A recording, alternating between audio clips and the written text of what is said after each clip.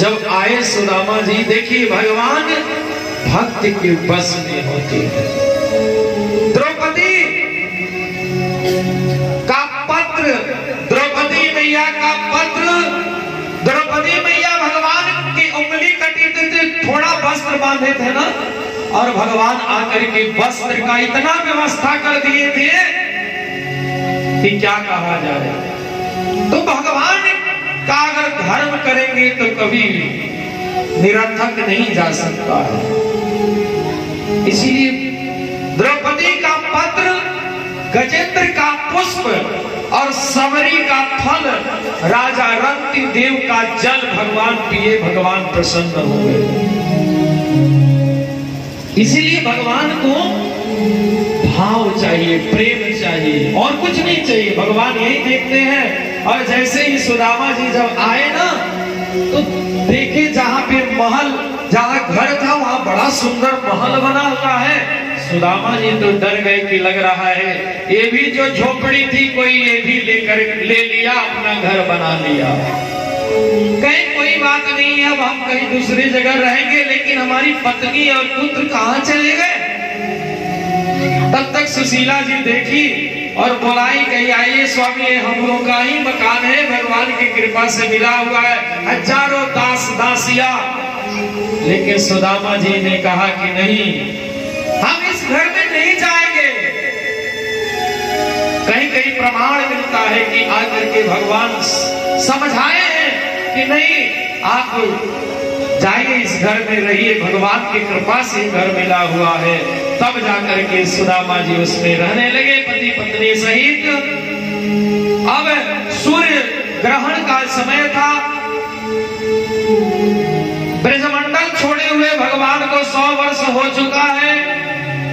सभी रानियां पटरानियां ग्वाल लोग इकट्ठे हुए हैं, राधिका जी भी गई हुई हैं, और कुरुक्षेत्र में सभी लोग रह रहे हैं। तब तक क्या हुआ, 8 महापटरानियों को घमंड हो गया था कि हमसे सुंदर कोई नहीं है। तो भगवान ने कहा ठीक है। भगवान ने कहा सुनो, जरा जाओ और राधिका को एक गर्म दूध जल लेकर के जाओ। 8 पटरानियों से भगवान ने कहा, और जाओ पिला दो। 8 महापटरानी गई द्वारिका, राधिका जी जहां रहती थी वहां जब गई तो सभी दासियां इतना सुंदर थी कि वो लोग समझे कि यही लोग राधिका है, उन्हीं को जाकर के दूध देने लगे। तब तक वो लोग दासियों ने कहा कि नहीं, राधिका जी अंदर हैं, मलिन वस्त्र पहनी हुई है और बैठी हुई है, मुखमंडल सूखा हुआ है, हमेशा रो रही है। जाकर के मिले 8 पटरानियां, और जैसे ही दूध दी तब तक वो ये नहीं देखी कि गर्म है कि ठंडा है, तुरंत पी गई और मुख में छाला पड़ गया। जब मिल करके और जब 8 पटरानियां भगवान के सामने गई ना, तो भगवान के मुख में भी छाला पड़ गया था। भगवान भक्त के लिए कुछ भी करने को तैयार है। और वहां पे 8 महापटरानियों का अभिमान चूर चूर हो गया। और उसके बाद प्रसंग आता है सुखदेव जी द्वारा परीक्षित को भाग्यशाली बनाना। सुखदेव जी कहते हैं, राजन तुम्हारे जैसा भाग्यशाली कौन होगा इस धरती पर कि भगवान से 3 संबंध है तुम्हारा। एक तो जो हर एक जीव से रहता है, और दूसरा जब तुम अपने मातृ के गर्भ में थी तब भगवान आकर के तुमको बचाए थे, भगवान का दर्शन हुआ था। और तीसरा तुम्हारी दादी सुभद्रा भगवान की बहन थी, अर्जुन से ब्याही गई। इतना सुंदर तुम्हारा संबंध है भगवान से, तुमसे बड़ा भाग्यशाली कौन होगा। अरे भाग उन्हीं के जागे जो उंगली पे लागे हैं। भाग तो उसी का जगह है जो भगवान के कार्य में लगता है। और इसके बाद सुखदेव जी से परीक्षित कहते हैं ये गुरुदेव ये बताइए कि शंकर जी का लोग भगत पूजन करता है तो धनवान होता है, लेकिन विष्णु जी का पूजन जो करता है वो गरीब क्यों हो जाता है? तो सुखदेव जी कहते हैं राजन, देवासुर मनुष्येषु ये भजन्त शिवम शिवा प्राप्स्यते धनिनो भोजा न तो लक्ष्म्यापति हरि। जो भगवान विष्णु का भजन करता है तो बड़ा परीक्षा लेते हैं भगवान कि कहीं हमारा मार्ग छोड़ करके भाग तो नहीं रहा है।